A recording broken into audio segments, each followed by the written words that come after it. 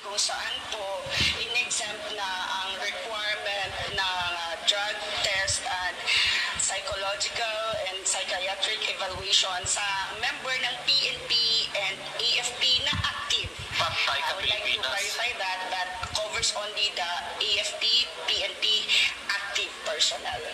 Yung inilabas na memorandum signed by our Chief PNP kung saan po in-exempt na ang requirement ng drug test and psychological and psychiatric evaluation sa member ng PNP and AFP na active. Ano na mangyayari sa Pilipinas? Wala na. Punyeta. Sinabi ni na may exemption na lahat ng PNP, AFP na mga active employees are exempted for the psychological and drug test. Punyeta. Ano ba to? Masahol pa tayo sa ginawa nyo ng drug cartel tong bansang to. Puta, lahat na lang dito gusto nyo yatang maging mga drogista Gusto nyo lahat bangag. Hindi nyo na pinoprotektahan ang sambayan ng Pilipino. Kundi gusto nyo lahat bangag. Binibigyan nyo ng pagkakataon na lahat maging bangag. Binibigyan nyo ng pagkakataon na samantalahin ang mga posisyon at gamitin nila. Anong klase ang Pangulo? Bangag. Visit ka, puta. Talagang wala kang kwenta. Napakalayo mo sa tatay mo. Sa Congress, wala na ring liquidation. Ano silbi ng COA? Grabe na po ginawa mo sa Pilipinas. Binaboy mo na ng gusto. Marcos, binaboy mo ng gusto ang Pilipinas. Wala kang karapatan. Ayok na binagawa mo. Biruin mo yung pinagsasabi mo. Maluoy mo. Lahat na lang ginagawa mo katarantaduhan sa bansang Pilipinas. Pati nung mga batas, binababoy nyo. Pati lahat na lang ng visit, mga anomalya pinaggagawa mo. Nakakalungkot. Personal knowledge yan. Hindi ako dahil isas na nagtatanong. Karanasan ko. Nakita ko personal. Itigil ang kasinungalingan. Ang katotohanan. Tinatarget niyo si Bibi Sara dahil siya ibanta sa 2028. No other way of explaining it. Mahiya kayo. Dahil bakit si Bibi Sara lang tinarget niyo? Hindi mga sarili ninyo. Diba? Kung talagang kayo yung nagmamahal sa bayan. Kung talaga kayo dahil yung ibigay ang pondo sa West Philippine Sea, yung sarili ninyong mga miscellaneous funds ibigay nyo para sa West Philippine Sea. Huwag yung sasabihin you are on the right side of history, tatanggalin yung isang opisina lang ng Vice President, pero yung sa inyo, tatago nyo pa rin. Hypocrisy is that is the right word for you. Right place of history, mahiya ka nga dyan. Wala ka nga dyan liquidation ngayon sa House wala pang liquidation ng House of Representatives. Kailangan dyan. Tapos, ang gagaling. Anong pakinabang ng COA ngayon? Commission on Audit niya Sige kayo. Pag audit, i-audit kung wala ng liquidation? Dahil minsan nga ako yan ang kultura dyan Nakisama ka, kaya tahimik ka dyan. Anak ng pucha, unity kayo sa korupsyon. Huwag nyo kayong asahan na mananahimik yung mga taong nakakaalam talaga kung anong patakaran dyan sa House. Lahat kayo, kailangan nyo niyang confidential fund. Bakit? Lahat kayo mga politiko namimigay na kung ano-anong pera kung kani-kanino. Pipilayin nyo lang yung kalaban.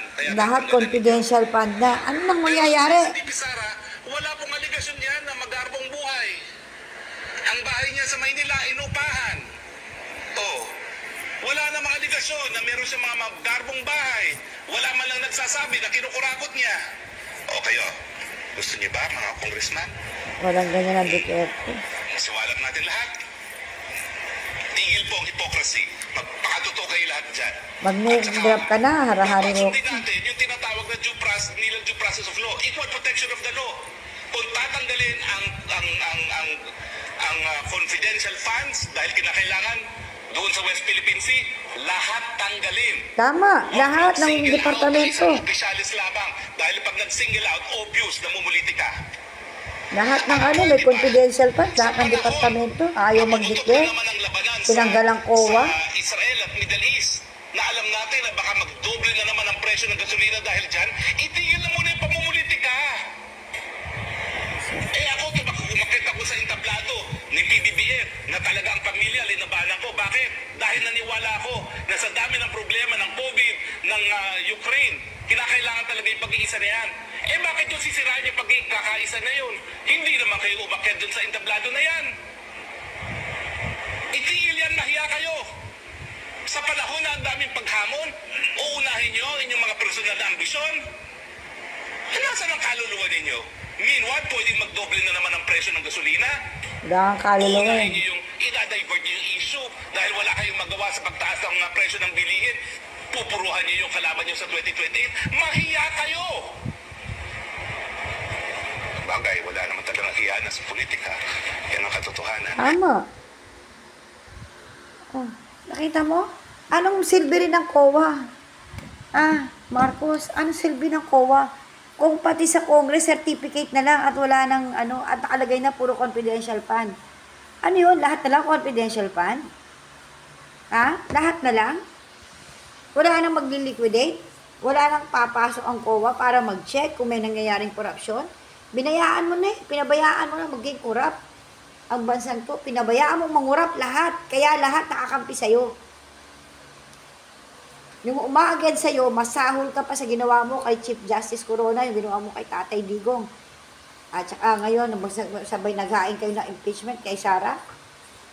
Aduan nyo, ikaw dapat ang ma-impeach. Utal-utal ka na, hindi mo na nasasagot ng tama yung mga ina-address sa'yo, yung mga tinatanong sa'yo. Hindi ka na sumasagot ng tama.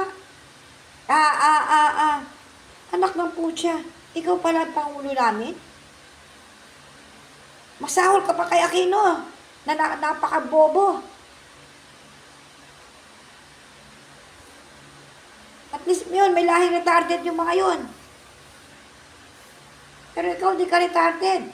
Gusto ko maniwala tuloy na dilawang ka eh. Hindi ka talaga anak ni Marcos eh. Sinira mo pangalan ni Marcos, ni Apo Lakay. Yung legacy ng maganda ng tatay mo, sinira mo.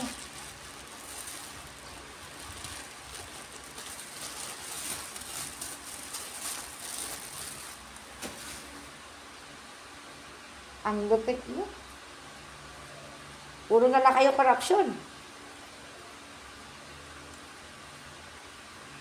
So, ano pa? Yung SSS, na ilang 89 billion,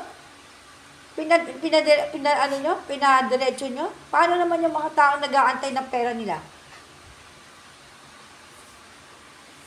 Ang linaw-linaw sinabi, pinapatransfer mo?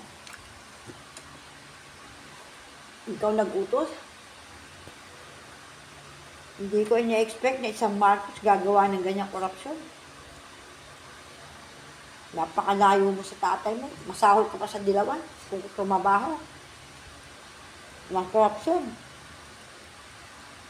Paalala kayo guys, paano nyo yan i-absorb? Mahirap i-absorb yung mga tao yan. God bless Philippines lang.